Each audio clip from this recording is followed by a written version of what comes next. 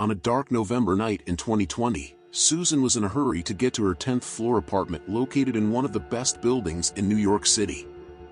She was a confident and self-reliant woman who loved her life in the city, but little did she know what lay ahead in her apartment. Tony, a 37-year-old security guard who worked in Susan's building, had been secretly observing her for days. He had fallen deeply in love with her and, consumed by his intense passion, he carefully planned his visit to Susan's apartment.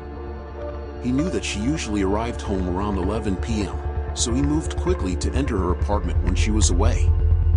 He used a copied key to quietly open the building's front door and then took the elevator up to the 10th floor where Susan's apartment was located. When he reached the apartment door, he opened it quietly with a copy of the key. After entering, he hid behind the living room curtain, patiently waiting for Susan's return. As the hours ticked by, Tony's nerves grew more and more frayed. He had spent days planning this moment, and now that it was finally here, he couldn't shake the nagging sense that something could go wrong. Despite his fears, however, he was determined to see this through. He had fallen deeply in love with Susan, and he couldn't bear the thought of being away from her any longer. With shaking hands, he clutched the rope and the gag, his palms slick with sweat. He took deep breaths, trying to calm himself, but the closer it got to Susan's arrival, the more he felt his nerves getting the better of him. He knew he had to stay focused, however, and stay true to the plan he had so carefully crafted. As he waited, he repeatedly rehearsed in his mind how he would approach Susan and immobilize her. He didn't want to hurt Susan, but he knew he had to act quickly to subdue her before she had a chance to scream for help. The sound of the front door opening jolted him out of his thoughts. Susan was finally home. Tony took a deep breath and stepped out from behind the curtain. He moved quickly and silently, closing the gap between him and Susan in a matter of seconds.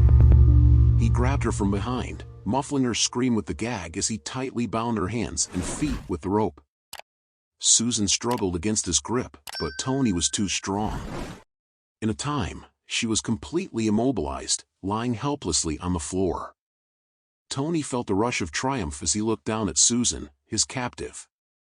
He was finally near the woman he loved, and he felt a sense of elation that he had never experienced before. But Tony was not ready for the determined and fearless battle that Susan was about to wage. Despite his attempts to subdue her, Susan fought back with all her strength, kicking in a desperate bid for freedom. Suddenly, she remembered the nail clipper in her pocket and put it to use, breaking free from her bindings.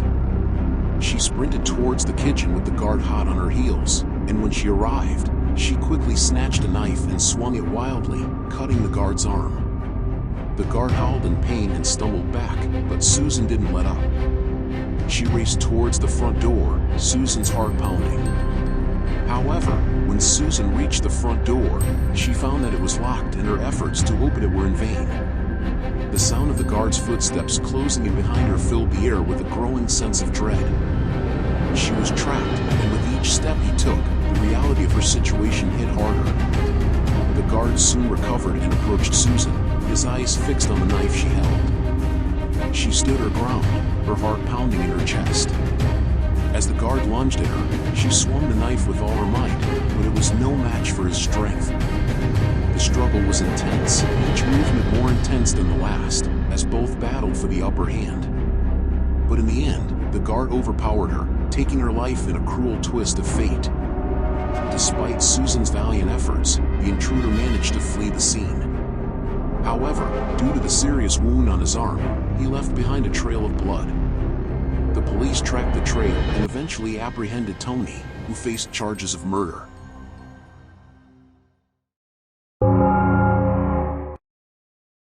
The year was 2018. On a rainy Thursday night, I was at home with my wife Mary and my daughter Hannah. We were all together watching a Netflix movie when suddenly we heard a loud noise coming from the front gate. Worried, I got up from the couch and ran to the window to check what was happening. I was scared to see that the gate leading to the main entrance of the house had been opened. With my heart in my throat, I quickly asked my wife to take our daughter Hannah to her room and call the police. While she did that, I ran through the house locking doors and windows, hoping that would be enough to stop any threat. But when I got to the kitchen, I came across a chilling scene, 2 armed men wearing pig masks.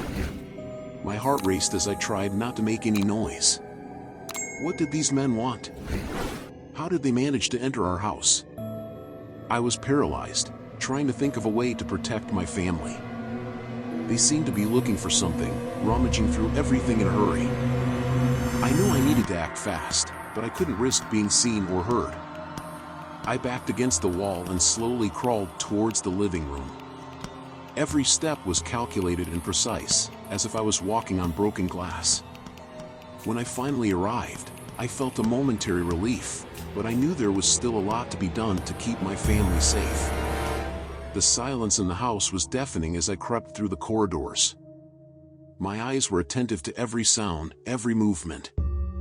I knew the intruders were armed and dangerous, and I couldn't risk my family getting hurt. Finally, I heard the sound of the intruders' footsteps moving away from the kitchen, heading towards my bedroom.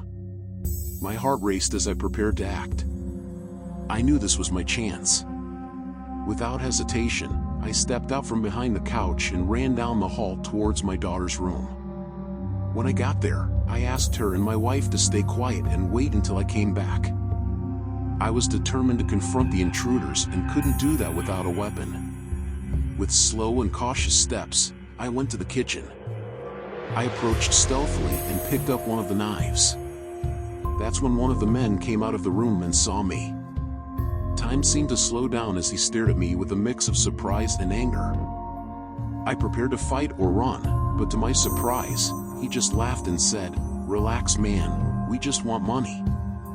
It was a relief to hear that, but I knew I was still in danger. I had to think fast and act cautiously if I wanted to keep my family safe. As I held the knife, I saw the man closest to me start to move towards me. His eyes narrowed and his posture became more threatening. I prepared to face him, feeling my heart race in my chest. That's when I heard a noise coming from the front door. It was the police. Finally! But the feeling of relief didn't last long, as the intruders also became agitated. They pointed their guns at me and ordered me to surrender. The sound of the police's heavy footsteps filled the house, echoing through the hallway. I could hardly believe that help had finally arrived. I raised my hands in surrender, but terror still gripped me as one of the intruders kept his gun pointed at my head. That's when my wife showed her cleverness. Knowing that we now had help, she opened the living room door, allowing the police to sneak in through the back door.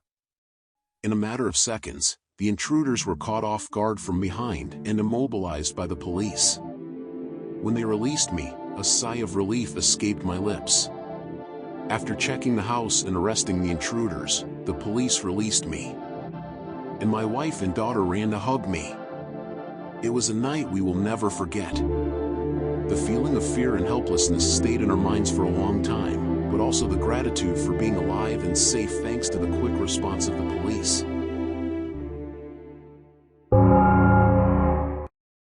On a dark, February night in 2019, Kathy was making her way home after a long day at work as a nurse.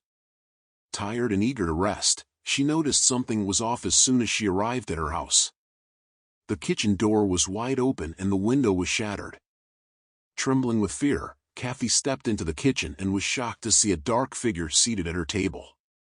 An intruder had broken into her home and ransacked the place. Racing to the bedroom, she tried to call the police, but the intruder was closing in. With no time to waste, Kathy locked herself in the bathroom. She knew she had to act fast.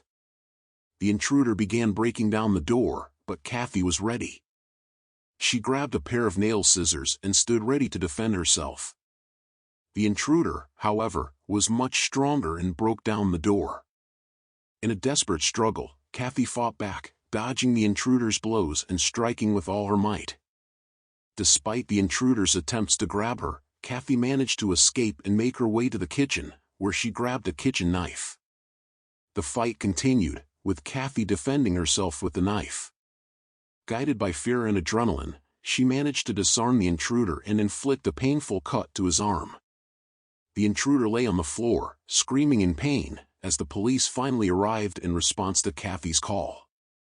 Although the intruder was arrested, the frightening night left a lasting impact on Kathy.